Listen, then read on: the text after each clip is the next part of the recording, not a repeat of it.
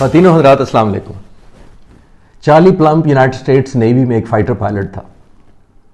1967 میں اس نے ویٹنام اور امریکہ کی جنگ کے درمیان بہت سارے کامبیٹ مشن کیے۔ جب یہ اپنے 75ویں مشن پہ ویٹنام میں ایک اٹیک کے لیے گیا تو زمین سے ہوا میں میزائل فائر کیا گیا اور اس کے میزائل اس جہاز کو لگا اور اس کا جہاز سیریسلی ڈیمیج ہوا اور اس نے کود کر پیراشوٹ کے ذریعے اپنی جان بچائی۔ زمین پر جب پہنچا تو جنگی قیدی بنا لیا گیا، 6 سال جنگی قیدی رہا۔ 6 سال بعد جب یہ امریکہ گیا تو اس نے کہا کہ ایک دن صبح میں اپنی بیوی کے ساتھ ایک ریسٹورنٹ میں ناشتہ کر رہا تھا تو ایک شخص میرے پاس آیا اور اس نے آ کے کہا کہ تم چارلی پلمپ ہو، تم یونائٹڈ اسٹیٹس نیوی میں تھے، تم نے پیراشوٹ سے کود کے اپنی جان بچائی تھی اور تم جنگی قیدی بنا لیے گئے تھے۔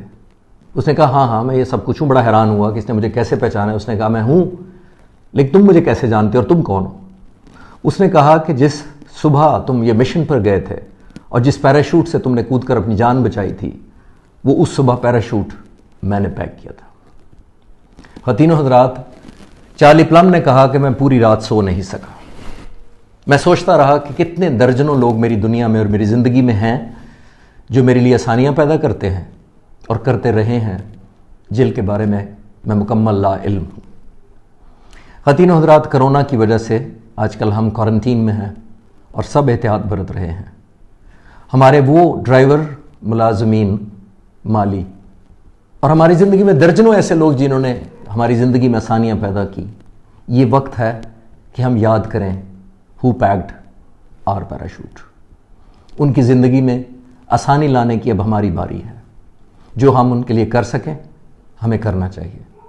امریکہ کا ایک مشہور سائیکیٹرسٹ کارل مننگن، اس سے کسی نے ایک دفعہ پوچھا کہ تم ایسے شخص کے لیے کیا تجویز کرو گے جس کا نروس بریک ڈاؤن ہونے والا ہو یا وہ خودکشی کرنے جا رہا ہو؟